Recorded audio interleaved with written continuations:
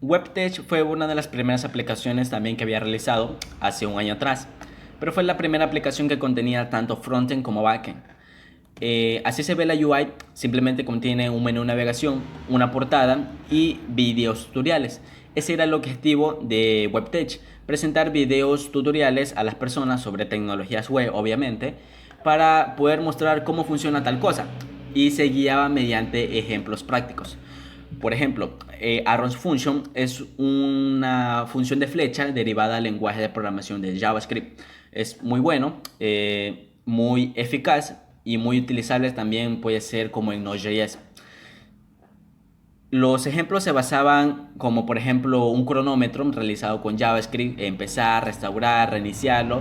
Y si tú no querías ver todo el código paso a paso en el video, había en la sección de código, tú podías copiarlo y pegarlo y probar cómo funciona y poder entender qué es lo que había hecho.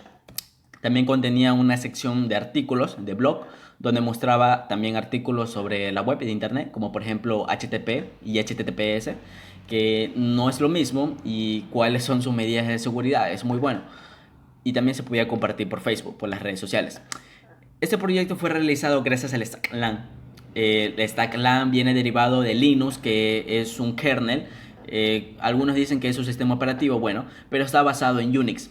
Apache, que es un servidor de código abierto que ejecuta HTTP, que es muy bueno. MySQL como gestor de base de datos. Y la última P puede ser derivada a PHP, que es este caso, o a Perl o a Python.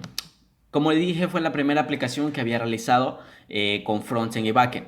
En un video pasado ya había dicho que las tecnologías del frontend que había utilizado son HTML, que es un lenguaje de hipertexto, no es un lenguaje de programación. CSS es un lenguaje de estilos cascada, útil para darle apariencia o diseño a tu sitio. JavaScript como lenguaje de interactividad. Y también utilicé en este caso una librería de JavaScript llamada jQuery, que es muy famosa. Permite hacer las cosas más fáciles con JavaScript. Sirve mucho para proyectos no tan grandes. Y tiene una petición con Ajax de unas peticiones asíncronas que son muy buenas. También lo había realizado en otro proyecto. Y por último, Bootstrap, que lo utilicé como responsive design en el lado del front. En el lado del backend, ya lo saben, es PHP, el encargado de comunicar entre el servidor con la base de datos y mandar la información hacia el front. PHP es un lenguaje indisciplinado. Si no utilizas un patrón de diseño con PHP, puede que se te haga muy... O sea, no es que se te haga muy difícil, solo es que puedes terminar un código espagueti y puede que se te haga muy difícil de entender. Y en el lado del backend también MySQL como gestor. Para entender mejor cómo funciona esa petición, imaginemos que estás en tu navegador, en tu browser, y necesitas realizar una petición. La petición se hace gracias a la URL que tú escribes. Por ejemplo, tú estás en una red social y quieres ver tu perfil. Entonces, la URL sería www.redsocial.com/perfil. Entonces, cuando tú das enter, esa petición viaja a ese servidor y tiene que llegar hacia el host o el servidor donde están alojados todos tus archivos. Imaginemos que esto ya está en producción en internet. Entonces, ese archivo se puede llamar como mencionas en el slash perfil.php, o también se puede llamar de otra manera.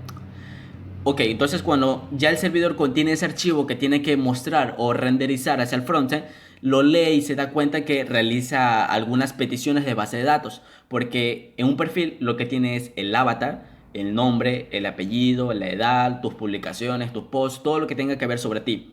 Entonces necesita esos datos. Entonces el servidor lo que hace es mandar a llamar a esos datos, la base de datos se los da al servidor, y una vez que el servidor ya tenga tanto los datos de la base de datos como el archivo, ya lo puede renderizar hacia el front. Y eso es lo que todo ese trabajo lo realiza PHP con el servidor, lo manda hacia el frontend. Y el frontend con HTML, CSS y JavaScript lo que hace es presentar y realizar las interactividades que sean necesarias. Lo mismo pasa si estás en una aplicación móvil. Hace todo este procedimiento, solo que ya no lo hace como una URL, sino lo hace mediante una petición, una Fetch API, por así decirlo. Una petición API es simplemente como la forma de conectar tu aplicación con aplicaciones de terceros, y es muy bueno. Y así es como estaba realizado. Por último, si no conoces la sintaxis de PHP, así es. La conexión con la base de datos es simplemente muy corta. Es un método de PDO muy famoso. También existen otros métodos de conexión. Este recibe el nombre del host donde está alojado tu base de datos, el nombre de la base de datos, un usuario y un correo. Si estás utilizando de forma local, por defecto, usuario y correo. Correo no hay, usuario y contraseña no hay. Y el usuario es root, que es superusuario. Lo que estamos haciendo aquí, en el paso 2, una vez que ya tenemos la conexión, lo que está haciendo aquí es un ejemplo de Fetch API o una API REST. Viene una petición, puede ser desde un teléfono móvil que está queriendo insertar datos. Entonces lo que hace es que lo guarda en una variable global de PHP llamado post. Post es muy útil para crear cosas o crear registros en MySQL, como es en este caso.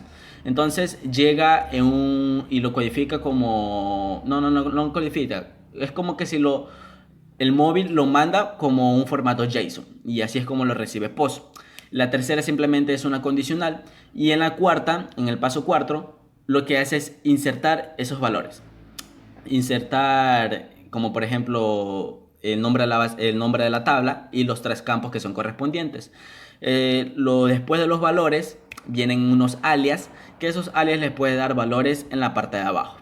Y con el execute, esa sentencia de SQL se ejecuta y se inserta en la base de datos. Lo que hacemos en el paso 6 es hacer una extracción de datos con select, que también es una sentencia de SQL, y con el execute esa sentencia se ejecuta.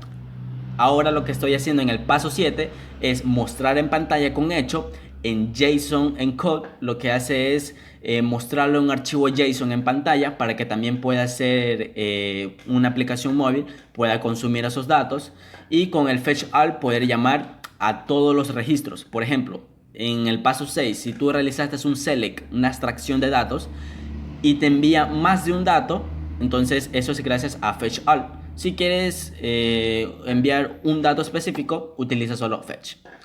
Y así es como funcionaba o sigue funcionando este sitio. Si quieres visitarlo, esa es la URL. Muchas gracias.